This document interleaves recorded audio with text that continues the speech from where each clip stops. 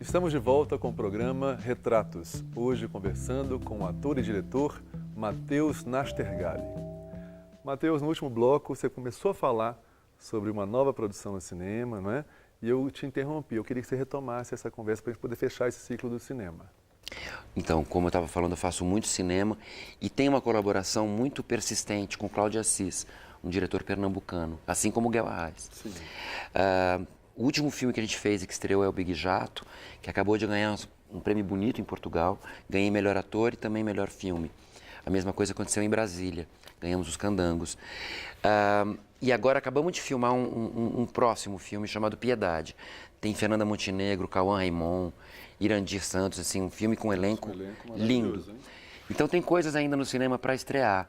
Tem esse filme, Piedade, O Zama, da Lucrécia Martel, que é uma grande cineasta argentina, e mais filmes para rodar esse ano ainda. Se a Maria Cecília me deixar. Esse homem não para, porque eu vou rodar o Brasil com a peça. Pois é. Mas eu queria, agora nós falamos do cinema, falamos do teatro, eu queria voltar para a televisão. Porque você também deixou sua marca registrada na televisão brasileira. E o seu primeiro personagem de maior destaque, né, mais longo, foi o travesti Cintura Fina, do qual nós já falamos rapidamente no programa de hoje, quando você participou da minissérie Hilda Furacão, que foi ao ar em 98, né, inspirado no livro homônimo do nosso mineiro aqui, o escritor Roberto Drummond. Que eu conheci. Ele era uma pessoa muito legal. E eu me lembro de ter lido que alguns familiares e amigos mesmo ficaram um pouco temerosos e acharam perigoso você, no primeiro grande papel na televisão brasileira, já interpretar um travesti, não é? E apesar desses temores, o Cintura Fina ganhou uma popularidade enorme, não é?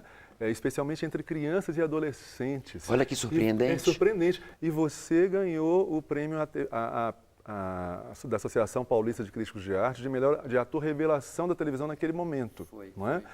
E aí eu queria te perguntar isso. Você também temeu por fazer esse espetáculo, por fazer esse personagem? Você achou que poderia ficar estigmatizado com ele? Como é que foi isso? Não. Achei um desafio, achei saboroso. O que mais tem na TV é personagem chato. Aquele era um personagem corajoso, uma mulher que precisava de muita masculinidade para poder existir. Como eu te falei, todos os personagens vivem em mim e as sexualidades, todas deles, fazem parte do meu espectro de vivências. Eu nunca pensei na sexualidade de um personagem em primeiro lugar. Por exemplo, o Sandro Cenoura, Cidade de Deus. Sim. Nunca pensei, o Sandro Cenoura é traficante, eu penso, Sandro Cenoura é traficante, Sandro Cenoura mora na Cidade de Deus, Sandro Cenoura foi criado, Sandro Cenoura é hétero. É uma das coisas. Sim. O Cintura Fina é um cara de rua, um prostituído, um turururururu, uma das coisas é que ele é travesti. Então, eu não tive medo. E não fiquei estigmatizado. Logo na sequência fiz o João Grilo, depois Padre Miguel. Você vê personagens tão diferentes, o Carreirinha, Paielinho. Nossa, muitos personagens, cada um de um jeito na TV. Então, só tenho boas lembranças. Foi uma estreia de pé direito, que marcou as pessoas. Os adolescentes adoravam, eu acredito, essa irreverência do Cintura e essa coragem de ser quem quer ser, quem pode ser. E no fundo, acho que o Cintura era o mais macho dos personagens. Porque quando a polícia vinha para ele rodava a navalha ali e falava, comigo você não mexe, bebê. É verdade. E ele parecia ser um dos mais fiéis defensores e amigos da própria Hilda, né? Que nunca existiu, ou seja, tudo é uma ficção, mas o Cintura existiu. Sim. Aproveitando essa questão da sua atuação, tanto no cinema, na televisão, quanto no teatro, né? Eu queria falar de outros talentos seus, né? Porque você não é só um ator, você também é diretor, é produtor, é roteirista, é compositor, não é? Dublador e agora, mais recentemente, você está introduzindo um novo item nesse seu cardápio artístico variado, que é o de apresentador de programas de televisão. Nunca pensei nisso tudo. Pois é. Você é apresentador do programa Grandes Cenas do canal Curta. Queria que você falasse assim rapidamente do que é esse programa e como é que é a sua atuação nele. É um programa feito lá na Casa de Cinema de Porto Alegre, dirigido pela Ana Luísa Azevedo, onde se selecionam grandes cenas do cinema brasileiro e latino e debruça-se sobre elas para descobrir por quê, como ela foi feita, o que essa cena tem de tão maravilhoso que faz ela ser eterna. Então, para mim, é uma aula apresentar o programa. Uma aula. É pegar grandes cenas da nossa dramaturgia brasileira, principalmente, e falar com o diretor, com o iluminador, com as atrizes ou atores. Então, assim, é ficar estudando Fernanda Montenegro, Paulo Gracindo, Rui Guerra, Walter Lima Júnior, grandes cineastas, Babenco, Marília Pêra.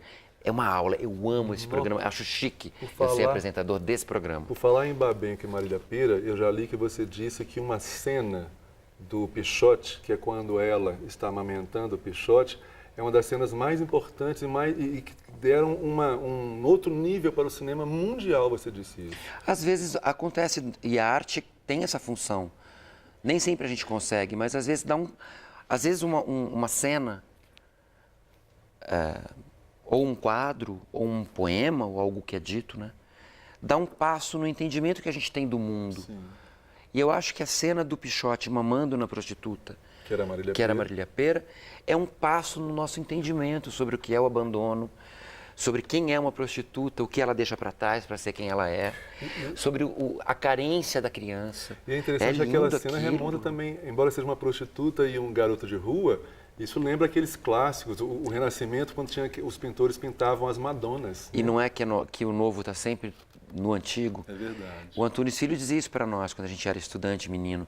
Dizia, você só vai encontrar aquilo que já era velho.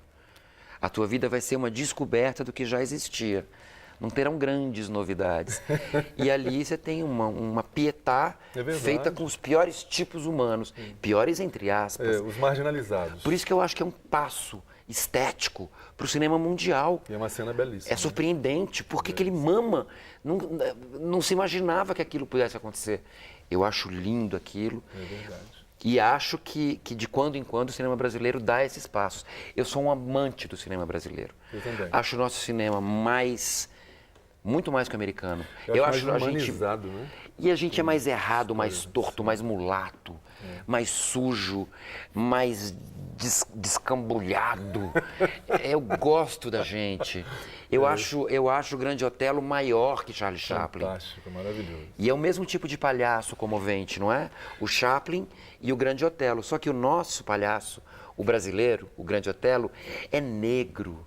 É debochado, ele é fisicamente abandonado, ele não tem beleza. E tem uma cena, você falando disso, me remonta a uma memória minha, que para mim talvez seja uma das maiores cenas, talvez não, é uma das maiores cenas do cinema brasileiro para mim. É uma cena em que ele faz com o Oscarito, ele é a Julieta e o Oscarito é o Romeu. É lindo. E ele, negro, com uma peruca loira, enorme, de tranças. loira, e fazendo aqueles volteios de olhos, de bocas dele. E ele, depois que eu vi isso, que eu fiquei impressionado, eu fiquei sabendo que ele fez aquela cena depois de ter tido conhecimento do falecimento de uma filha dele. Acho que parece que foi no mesmo dia ou proximamente. E aí eu acho que ganhou ainda mais importância ao trabalho artístico dele. Mas eu queria... Eu preciso falar uma coisa, aproveitar que você falou isso. Fala, querido. O palhaço tem dor. É por isso que aquelas duas mascarazinhas do teatro, o riso e o choro, a comédia e a tragédia, andam juntas, grudadas. É verdade. Não existe como separar a tristeza e a alegria. Imagina isso, essa cena cômica sendo feita por alguém que acabou de perder um filho. Assim é o comprometimento e a mistura do ator. É a tristeza do palhaço. É verdade. Meu querido, eu queria te fazer mais uma pergunta, agora mas já voltando para o lado mais pessoal. Né? Nós já dissemos aqui que sua mãe faleceu, né? Você se suicidou aos 22 anos, quando você tinha apenas 3 meses de idade. Mas eu queria saber como é que sua família se reorganizou para minimizar essa ausência dela e quais lembranças mais marcantes você tem dessa fase de infância, adolescência, sem a sua mãe? Bom, meu pai então ficou viúvo muito cedo, ele ainda fazia faculdade de engenharia na USP. Eu fui imediatamente, após o suicídio da minha mãe, morar com a minha avó paterna, que foi a pessoa com quem eu criei os vínculos maternos logo depois da Cecília. E meu pai, 1 ano e meio depois, se casou com a Carmen, que é minha mãe, minha madrasta, mas é minha mãe, é a pessoa a quem eu chamo de mãe, e que rapidamente também teve filhos. Tenho 3 irmãos, Beatriz, André e Marcos. Então, eu tenho uma família normal, apesar de eu ser o filho do primeiro casamento do papai e de eu ter uma história diferenciada, porque sou órfão da mamãe dessa maneira. Mas tive uma vida muito normal, minha família se reconstituiu de uma maneira muito bonita. Eu acho que quando a gente perde coisas, ganha outras. É verdade. Então eu tive várias mães. Eu tive minha avó, que eu sempre senti como mãe. Tive a Carmen. O tempo inteiro foi ela que me ensinou a andar, a falar, a escrever. Eu tive tantas pessoas que vieram cuidar de mim, porque a Cecília se foi, que eu acho que eu ganhei muito mais até do que perdi. E Que maravilha isso. tive uma vida de sítio, porque meus avós moravam em sítio. Por isso minha ligação com Minas. Eu tenho um sítio em E Tiradentes. você mora, né, em Tiradentes também, né? Eu moro no Rio mais concretamente. Tiradentes. Mas eu tenho uma chácara lá na Santíssima, em Tiradentes. Com 12 cachorros. Com cachorros, árvores frutíferas. É assim, eu gosto de roça. Por causa disso, minha avó era belga, mas morava no interior de São Paulo. Meus primeiros passos eu dei ali na roça. Que maravilha. Querido, infelizmente, nós estamos terminando nosso programa. Peraí, mas quero te fazer mais uma pergunta. Tem? Que não é muito fácil também, não. Eu comecei com uma pergunta difícil que você me falou, agora Você uma só outra fez difícil. pergunta difícil para mim hoje.